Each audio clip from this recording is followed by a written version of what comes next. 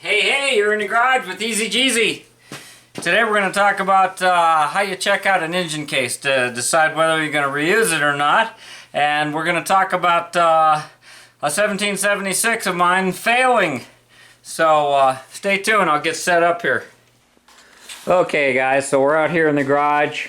Real quickly, whatever engine that you're going to use for your project, it's probably best if you know something about the engine, or if you heard it run, or maybe it was in a car and you could actually drive it, to know if it's a worthy candidate to actually be used for a rebuild, because there is only so much that you can ask of these engines, and it really depends on how bad it's been abused. If the car was just driven and maintained normally, and the car just, you know, needed work and it was just park someplace and it's out there, that's probably your best case scenario. But if it's just been thrashed and then it was broken, and maybe the engine broke, and then that's the reason why the car was sitting, you don't know what you're getting into. And you know, if you're going to build a bigger engine, a stroker motor, a high horsepower motor, it's probably best just to start with a lot of new parts,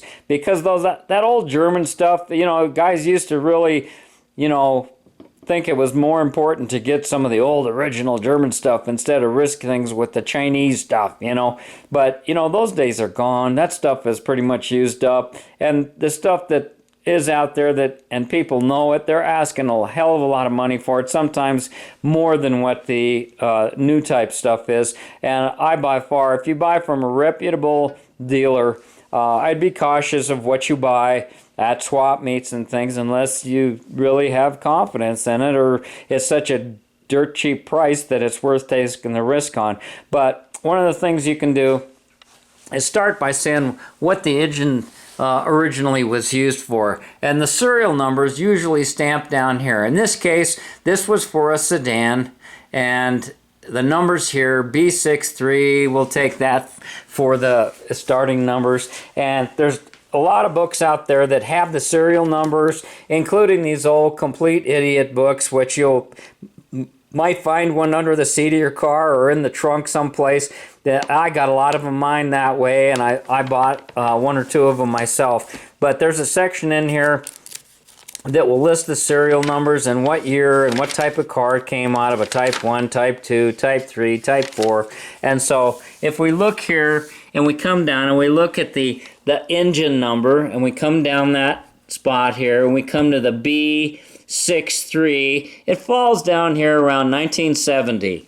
So that sounds about right. And that was a good year. That's when they had the dual relief cases, and I'll show you that here in a minute. You want to, as you start disassembling your engine, I'm really a big believer, instead of just taking impact wrenches and tools and just zipping everything off and apart, I learn a lot about these engines just even as I'm taking them apart. If it's new to me and the first time, what you might want to do, and this is something I started doing later on, I didn't do it in the beginning, but I started doing it later on, and it was like when you get the valve cover off and you get all the sheet metal and everything stripped down to a bare block, you might want to get your torque wrench and set it at the proper torque and try to tighten your heads. And if they don't tighten, if you just get a click out of it, that tells you one thing. If it moves a lot, it might tell you that, wow, what happened here? Why is this so loose? You might have two of them. You might have just one cylinder. A lot of times the cylinders 3 and 4 run hotter for different reasons than side 1 and 2. It could be the way they had the tune on it, you know, whether the engine was running lean, how hot it got, how much that case got stretched and distorted. So then the next thing you would do is you'd take your heads off and your cylinders off, and you can access the 6 main case bolts. I don't have them all in this. This thing is stripped of all the studs and hardware and even the oil pump pickup, because somebody, a friend of mine, needed that. But, you know, you might want to tighten these case bolts. In the process of tightening that old head bolt, and you know, the ones that are in the head may have more oil on them, you don't want to get too crazy about that. If they were the 8mm studs, it was only 18 foot-pounds. And, you know, if you're going to strip a case, that's the time to do it. That's the time to do it. You don't want to have a borderline engine with damaged threads in it and then find out after you spend all this money on it and go through the reassembly process that, oh, all of a sudden you've got problems. And these things will corrode. They'll get stuck in position, so don't overdo it. If you give it a little tightness, you're just kind of checking it. You're just kind of feeling it. And I've had them where, boy, you don't even, maybe set it at a lower setting. That might be a better idea for you. If it says 18 pounds, set it at 15 pounds and see if it tightens or if it clicks or what happens to it. And then continue with your disassembly. And just file that information away in the back of your mind as you start digging into it. And then you're going to take your case apart. You're going to be taking your crankshaft out and disassembling that. And you're going to be wanting to look at everything. But when this guy was asking me about how do you know whether or not your case needs to be line bored, well, to begin with, you could take that center journal, you can slide the number 1 main seal, the thrust bearing, and before you even lift the crankshaft out, if it's possible, or you can take it off and put it in there. If you put it in and you have back and forth play on the flywheel side, then you know that you've got some thrust issues and you're going to have to get it thrust cut. And they make different bearings, oversized bearings. They make 4 steps of oversized bearings as far as I know. And you go first over, second over, third, fourth, and so on. And then you've got the thrust cut, which can also include that type of a number. And they usually, if you get somebody to do this or they have the tool to do this, they will only go as far as needed, because the more material you remove, and some guys will argue this, some of the machine shop builders, I asked a guy one time, I says, how much did you cut this case? He says, 4th over. And I says, oh man. And I says, how long do you think it'll last? And he says, oh, it should last 100,000 miles, just like the original. And it's just as good. You're in spec. And it's like, a lot of people will argue that point, but if you had a standard case, that would be the best call. If it had never been cut, if you run your finger back and forth here and you don't feel a ridge when you drag your fingernail across this case is 4th over. The thrust was 4th over. I acquired this engine in 1988, and it was first put in a car in 1970. I don't know when they rebuilt it, but basically they had made a grenade out of this thing. This thing was high compression. It had a non-counterweighted crankshaft in it. It had an aluminum flywheel. Yeah, you heard me right. They're very rare. It was made by a company called SPG. They built a roller bearing crankshaft, and they had an aluminum flywheel, and it was an aftermarket thing in the 60s, and those engines would have less friction and they would rev very quickly. The problem with them, they never really caught on big, is because they didn't handle horsepower in a big way. They were high revving, quick revving, and they did make your car a little bit quicker, but the crankshaft was in sections in order to get those needle bearings around the journals. They do that on motorcycles all the time, have the multi-piece crankshafts, but at any rate, it had one of these light aluminum flywheels on it, and it had stock connecting rods. I don't know, I can't remember whether those pistons were forged or not, but like I said, I was running it. I ran it hard for about 6 months, and then all of a sudden it started smoking because I found out later that it had 10-to-1 compression. I probably should have been running race fuel or avgas or some kind of octane improver. I was just running pump gas, 91, whatever it is. I live in Colorado. The octane, we can't hardly find 93 octane here because of the high altitude. It's generally not needed. So at any rate, I took this thing apart, and I was somewhat disappointed when I found out that it was fourth over, but I had it in my mind that I was going to build a 2110. I had already ordered a case and a crankshaft for the 2110, but I got real nervous about, you know, building that engine, and I wanted something to practice on. And you should practice on something too. And I wouldn't get carried away with trying to make horsepower or trying to do anything crazy different. If it's your first build, I would use as many stock components as you can. And you know, it's a tough call because a performance camshaft really doesn't cost that much more than a stock camshaft, and a counterweighted crankshaft doesn't really cost that much more than having your crankshaft reground.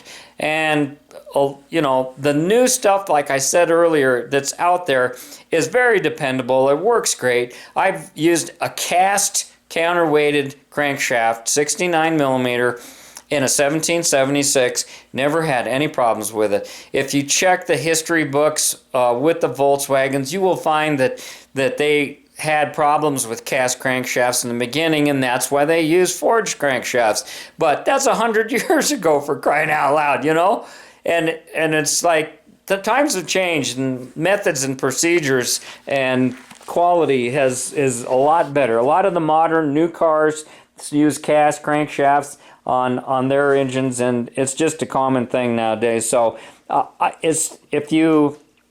if you can afford the forged, sure, I would say go with the forged. But there's not a problem if you're using a stock camshaft and a stock non-counterweighted crankshaft. There's not a thing the matter with it. If you're restoring it to use as a daily driver, that's definitely a wonderful way to go. I had this engine professionally balanced. I ordered a welded, counterweighted stock crankshaft from CB Performance, and when it came in the mail, it had 2020 stamped on it, which meant that the crankshaft was reground, and they had cut 20 thousandths off the main journals and 20 thousandths off the rod journals. And then the case, I found out, was fourth over. There wasn't anything that I could feel here. You can see it. There's a groove in the back of the bearing journal, and you can see it in there, and it leaves an impression. But even now, all these years later, 30 years later, 50 years, this is a 50-year-old engine case. And when I got it, it was fourth over, and somebody had built a grenade out of it. So I thought, well, okay, what am I going to do? I got all these choices to make. I got that crankshaft and rods, and I had fairly new pistons and heads, so I thought, well, okay, now I got to choose a camshaft. The camshaft that was in here was a Norris camshaft, and it had numbers on it, and I couldn't find those numbers anywhere that I looked at the time, and they usually stamp the numbers right here. If it's a blank like this, chances are, if you do the measurements, you'll find that it's a stock camshaft. What I always look for on a camshaft is I'll take a dial indicator and I will measure the lift on both sides of the exhaust lobe, and then I'll compare it to the same dimensions on the other side, the other exhaust lobe. And here's an interesting thing some people might not know. You have 8 valves in a Volkswagen engine, but you only have 4 cam lobes. That's because they are on opposite sides of the engine, and each lobe does double duty. Isn't that amazing how they engineered this thing? And that was that way from the get-go.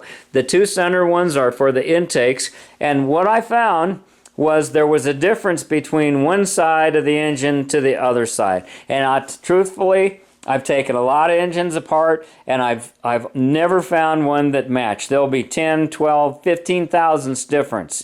So if you're trying to look for horsepower, you know, the camshaft really will create the personality of your engine. You can get 1.25 ratio rockers. In the early days, they were 1-to-1.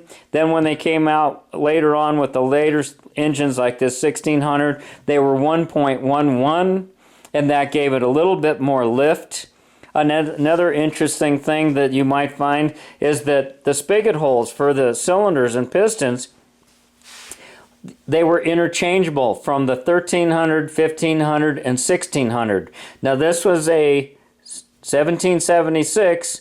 The 1600 was 85.5 on the piston, and this one had 90.5. So it was, 10 millimeters bigger than the other one.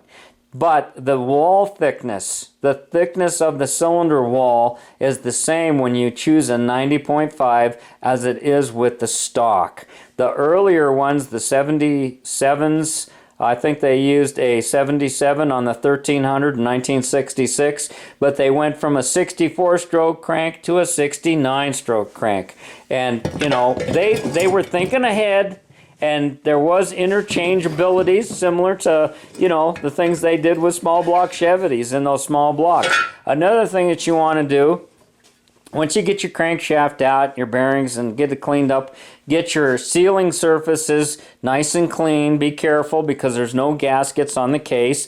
A gasket set runs today about $20. Does not include the rear main seal by the flywheel. That's another $7, but that's dirt cheap. What you want to do is take a flashlight and you want to torque down your case, get it good and tight. We're not going to do that now. And then you want to put your flashlight in here and you want to look behind. And you want to see if there's light between the case halves where the mains are. You want to bring your light in and you want to go up and down and you want to look at it from as many different angles. Flip your case around. Look at it from both sides. You'd want to get on the other side and do it from this side. Do it every which way you can and see if there's light shining through there when the case halves are torqued together. This is going to let you know whether or not a case has been abused, overheated, and warped. If you've got a warped case, it still might not be the end of the world if it's just a slightest amount. You got to remember, look at all the crappy old motors that were running out there. Your motor, the one you're going to use from your project, was running till the end. And so, I always try to do things right, but I also try to look at the big picture. And you got to decide what your engine's going to be used for. There's very few people putting up videos on YouTube. There's people that talk about their engine builds and how meticulous they are about putting everything together.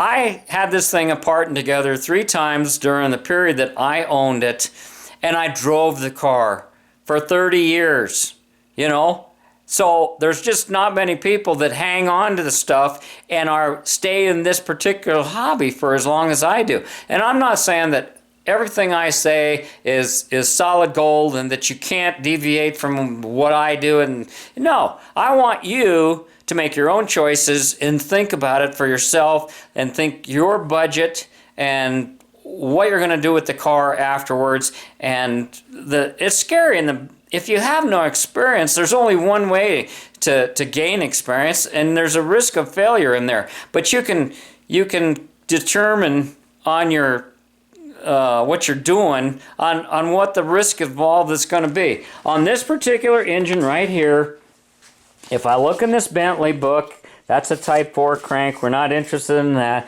Here's a 69, the 1600 crank. And if you look right here, it gives you your bearing clearances. So for a 1600 engine on a new, as it left the factory, or a brand new parts, that they call out between 1.5 and 4 thousandths clearance on the main bearings. And the wear limit would be 7 thousandths. So, you get yourself, you might, it's like $40-50 for a set of bearings. I'm pretty sure. And then I usually buy so many things all at once I don't remember. I gotta have them. I'm not nitpicking. I like to use silver line bearings with the metal backing in them, and you can take a magnet and check what you have to see if they're metal back bearings, because some people sell, if you're going for a cheapo, they sell all aluminum journals that don't have the steel back on them. I don't like silver line cam bearings anymore. They're a little bit more difficult to fit than some other brands, but I really like their main bearings. And you just have to decide what's available and what you want to get. And you need some sort of a tool. A micrometer would be more precise, but something like this is surely going to get you in the ballpark of the 10,000 increments. And they sell these things at Harbor Freight. I've had this one for just years and years, and there's nothing the matter with it. I try to get one that has metric scale on one side and then the SAE 1000 scale on the other side, and it is in increments of 1,000ths, and you just set it at close it, set it at 0, and then whatever it is that you're going to measure, you just, hold it up there, get your measurements, and compare it to things. So I think that's the way to go. I mean, this has worked for me, and most of us Volkswagen people are on a budget, and if you know this stuff, you're probably not even watching this video, but this is to help people that are doing it for the first time or haven't done it very often, or maybe they didn't have very good success and they want some ideas on where they went wrong. So you're going to clean your engine case. You're going to feel your main bearings to decide whether it needs to be line bored or not. On this particular build, when I bought that 2020 crank, and I couldn't line board it, and it didn't need to be line bored. And when I got the 4th over bearing set that I put in here, it didn't move back and forth. The thrust bearing fit in nice and tight. You may have to smack it a little bit with the palm of your hand to get it exactly into position. And remember that there's dowel pins. Don't lose those dowel pins. They go into the hole on the back of the bearing, and it's going to explain it to you in the books that you get. So I'm not going to dwell on some of those types of things. I'm just trying to give you some general coverage of what you're going to be looking for here. So when I put this together and I put my crankshaft in there, the number 3 bearing here is a split bearing, and I put some plastic gauge on there, and I bolted the case halves in there with the new crankshaft in place. And when I took it apart, I had 4 thousandths plastic gauge. It's wax. Let's see if I've got some around here. It's just some wax. You buy it at any automotive store. I usually get the green. It covers different thicknesses, and I just don't see some right here. I didn't think about using that right off the bat. Oh, here's some right here, plastic gauge. Yeah, here's some green, and here's some red, and inside there's just a little piece of wax. See it down there? It looks very, very small, and you just, man, that's about done. Looks like that's already smashed. Anyhow, you lay it in the crankshaft journal, and it squashes when you tighten it out. Don't turn your crankshaft, and then just take it back apart, and then you hold it up, and the width of the line will tell you how much clearance there is when it squashes that little piece of wax string that lays inside there. And I had 4 thousandths, and that's the limit for a new. And I'm telling you, I redid my heads. I put in new valve guides. I could put in new valves. I cut them down, and I put double springs on them. I bought all these things from Gene Berg. He had catalogs, and he had books that described how to do this stuff. Oh, doggone it, my furnace just kicked on. I don't want that noise in the background. Hang on a sec. Okay, another thing that you might want to do, and this is something that I did not do when I freshened up this engine. I didn't know about it. and I didn't realize how critical it was. When I rebuilt this engine, I used solid rocker shafts, double spring valves, and chrome moly push rods, and it was a clatterbox. It always had a little ticking, a little bit of noise to it. But I drove this thing thousands of miles, and one of the things that took this motor out completely was the lifter bore. Here we go, right here. This baby right here. This is your lifter. It's supposed to sit in there flat, and this thing got wiped out.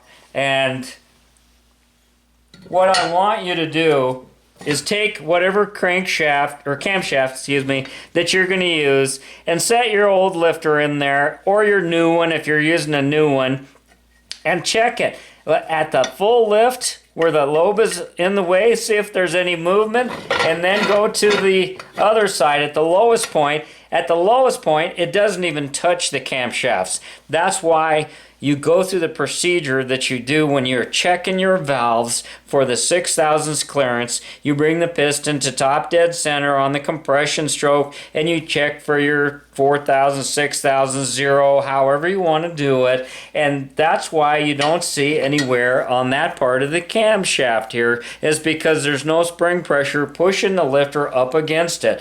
There's an oil film there, and that's what takes these things out. And chances are, this might have been loose, and then as time went on, I will have to admit, I ignored the warnings years ago about using zinc in the oil.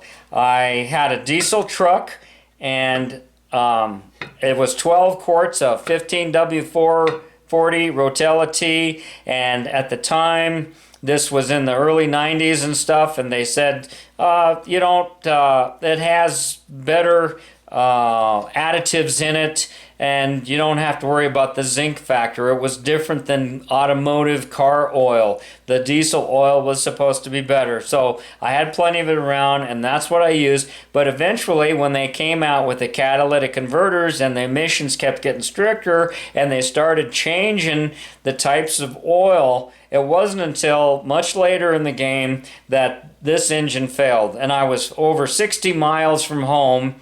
I was up in Kurt Gowdy State Park near Cheyenne, Wyoming, and I live in northern Colorado. And I stopped for lunch. I'd gone up on the interstate highway, and I really didn't, my hearing isn't that great. I stopped, I had a sandwich, and it was a beautiful, quiet day, and I started my car back up, and I thought, man, that thing is sure ticking. And I got out, and I listened to the engine, and I thought, man, that sounds kind of loud, and I didn't want to take my valve covers off. I was out in the dirt, and I thought, nobody knows where I'm at. I don't have a cell phone. I didn't tell anybody where I was going. It was on a weekday, so I just drove it home as slow as I could, and by the time I got that 50 miles in, it had completely trashed this lifter and the lifter hole, and you need to check that. Let's check a different hole here. I don't even think that's a full lifter, but even the one next to it, see, it doesn't rattle like that. And of course, I don't have the cam bearings in here, so this is kind of goofy to even be looking. But as with everything that I try to explain, and everything that I say and that I show you, this is from my personal experience. It's my point of view. If you watch somebody else's video, they may say something is more serious or something, only they got the answers, There's tons of stuff out there. You have to decide, but I'm telling you, I drove this engine and I had it apart 3 times, and I decided the last time I'm not doing anything more with this. I'm just not spending the money.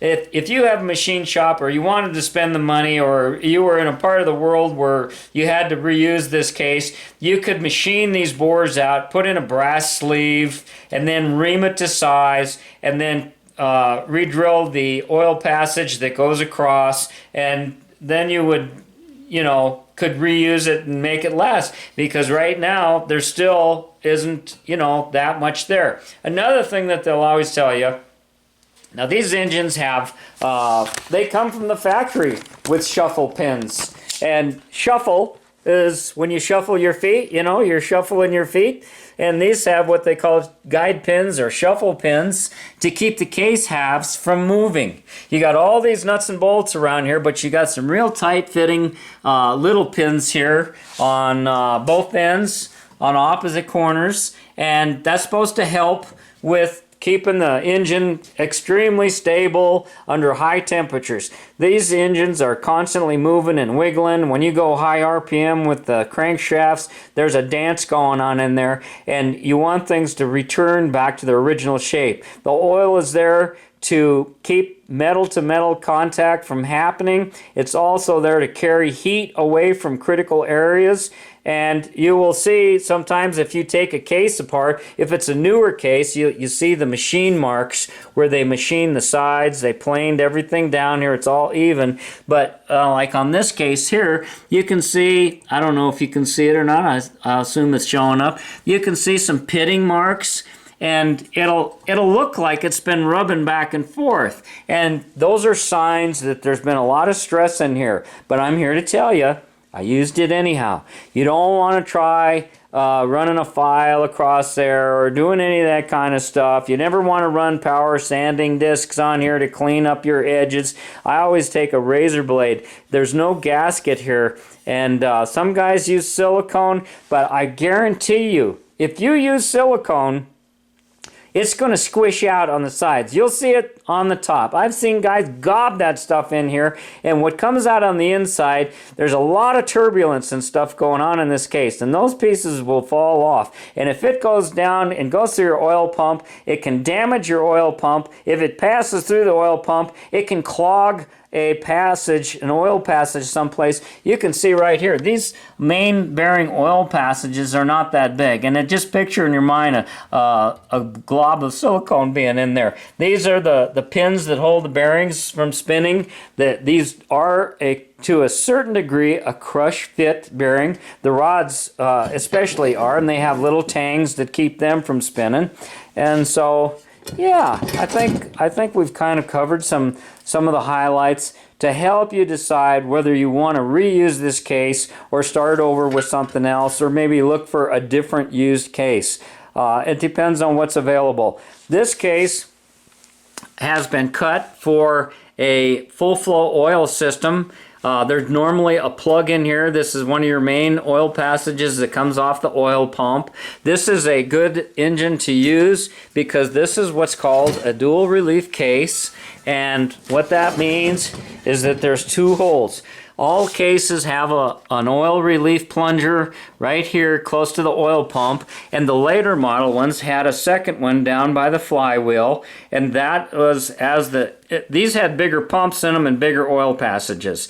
The previous model engine, the single relief cased engines, had 22 millimeter oil pumps, and then they went to 26 millimeter, and they added a second one because too much oil pressure is not a good thing. You want about 10 pounds of oil pressure per 1,000 RPM of the engine, and so with a Volkswagen engine that's running top RPM of about 4,500 RPM, you'd want like 45 pounds of oil pressure on a hot engine, and that would probably be like a minimum. You may, on a new engine build, you don't want to get carried away with pumps. There are so much stuff available for Volkswagens. It's one of the most hot-rodded engines on the planet, along with the Chevrolet V8s. Those two engines are the most popular to rebuild and hot rod, and there's tons of stuff out there.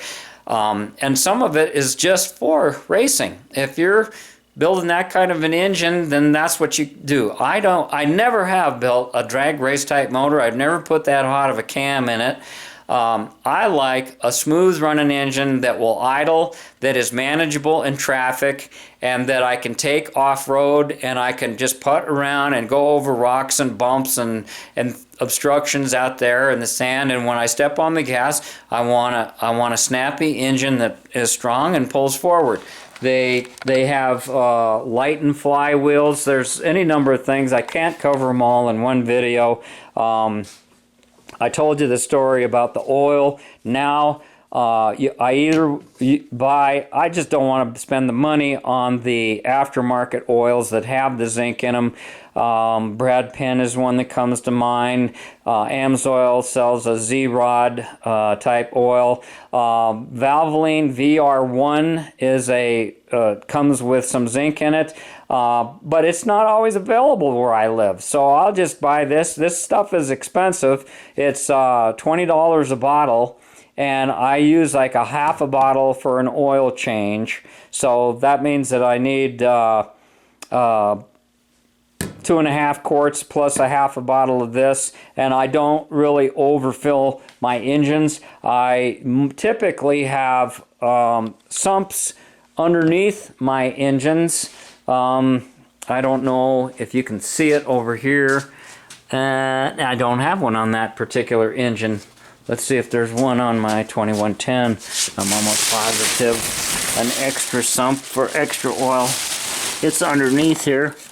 I've got boards underneath it, but there's an extra 1.5 quarts underneath that. And then you've got your hoses. I have filters on all of my engines. I really like the CB Performance Shydeck oil pump that comes with the filter attached, but I want to caution you, it doesn't work on all exhaust systems. Some of the headers for sedans on the street, you can't use that type of a pump and filter combination. You have to do a full flow with hoses separately. This one, I'm running 2 filters. This is an off-road car, so I've got a filter at the pump, and then I've got a large quart size filter over here, and this is tied into my oil cooler. I don't run an oil cooler in the fan shroud. When this thing starts up, this is my 2276 with 9.5 to 1 compression. It doesn't get used on the street at all. It's strictly an off-road toy. And so as soon as you fire it up, you're getting flow to the main bearings. When the relief valve diverts the oil to go through the oil cooler, it goes through a filter, which also acts as a check valve, because your filters, you want to have a filter that has a check valve in it, so all this oil doesn't drain back down into the engine, and you have this air pocket, which is starving the bearings for a portion of time.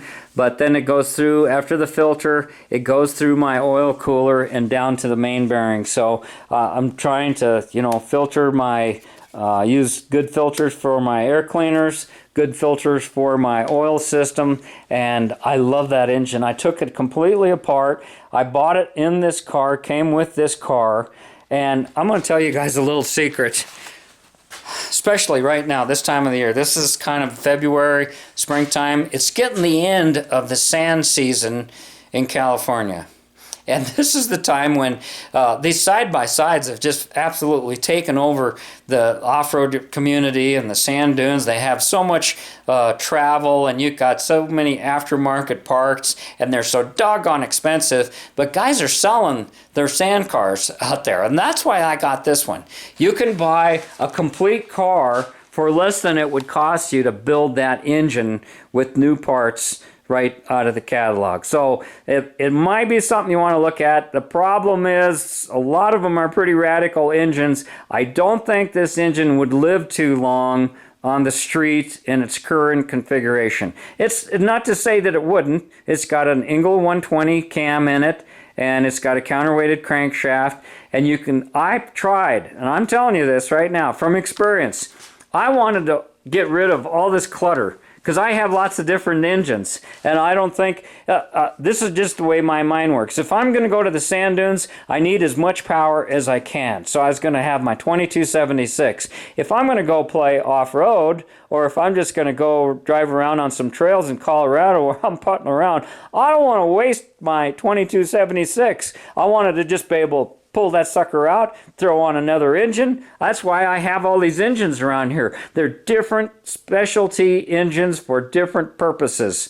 And I just recently, last summer, built a 1776 single port, put it in my little fiberglass tub buggy, because I only drive that thing like 4 miles at a time for the most part.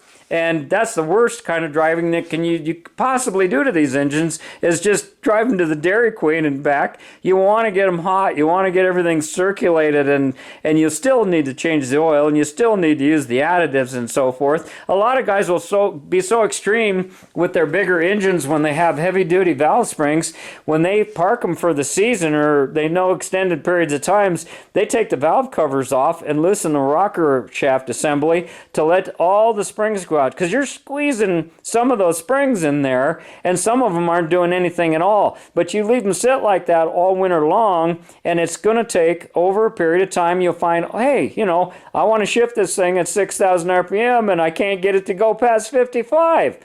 It was working last year. Well, sometimes weak springs will do that. You're getting valve float. It takes a long time. It takes a long time. I'm kind of throwing out some extreme situations there, but if you got questions, leave them in the comments sections. If you're building an engine for your first time, leave it stock. It'll just bolt together. You don't have to worry about clearances and things hitting each other in there. Your engine will last a long time. This engine, because I had the 4,000ths clearance, because it was fourth over, I went with 6.6 to 1 compression. I put 100,000th shim under those barrels, and I was running 6.5 to 1 compression. I had a Radical Gene-Berg camshaft with double springs on it. The thing would still wrap to 6,000 RPM, no problem, and I was running premium pump gas all the time. I can't stress that enough. Your car will run on a lower grade of gasoline, but it starts running crummier, and it's not good for your engine. It's not good for these air-cooled engines. I'm just here to tell you, you can't hear that detonation. And that's kind of the thing that screwed me up the first time. I only heard it a couple of times. I was running the best gas I could, but if you're building the engine, they came from the factory with 7.3 in about the time this engine came out, around 1970, 71, 7.3, 7.4 to 1 compression.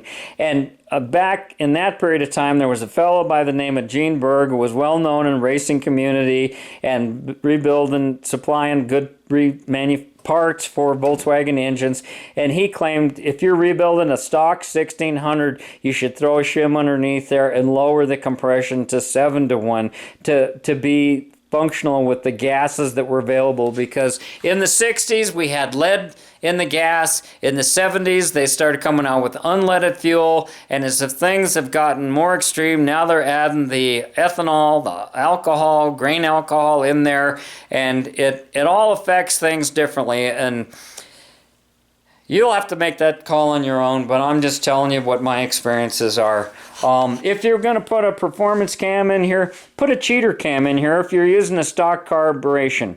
Don't make the mistake that so many people do, and they think, well, I've got the engine apart, I can't afford dual carburetors, so I'm going to put the cam in now, and later on I'm going to buy the dual carburetors. Well, what typically happens is the car doesn't run right, it has a horrible flat spot in it, and you're not going to drive it as much. It's not going to be as much fun, and you're either going to sell it or be disappointed, and sometimes it's hard to come up with that extra money to put dual carburetors on it. And most of the stuff that you end up finding at a swap meet is there for a reason. It don't work. There's parts missing. It's been abused. I have carburetors that I took a chance on, and they had stripped bolts on them and pieces of linkage missing, and sometimes you can replace it. If you have done it for 30 years like I have, you accumulate this stuff. I'll buy totally trash stuff sometimes just for a few little components that I think are of value on it and throw the rest of it away. And that's what you have to do sometimes. So that's the story on this case, and I hope this fellow's project goes good with him and his daughter rebuilding it. Please let me know how that thing turned out for you, and just have fun with it, and don't have big expectations, and don't get carried away with it. You don't have to do porting and polishing and do all that fancy stuff unless you want to. It's just going to get carboned up if you drive it on the street all the time, and it really doesn't do that much, but it does give you some experience. And I always tell people, if you want a big engine, start with rebuilding a stock engine and keep that as a spare engine, and then start setting the money aside and buy a new case and new crankshafts. And it's real popular nowadays. I used to say that, because Gene Berg didn't like 94 pistons and cylinders. He thought they distorted in as little as 5,000 miles. Well, 5,000 miles is a lot of miles for one thing, and they will make more power in the beginning. And it's become real popular for people to buy the 87 millimeter slip-in pistons to make them into a 1641. I would never do that. I notice when I do see them cars on Craigslist that, they have a rebuilt engine. A lot of times that's what they'll put in there, 1641.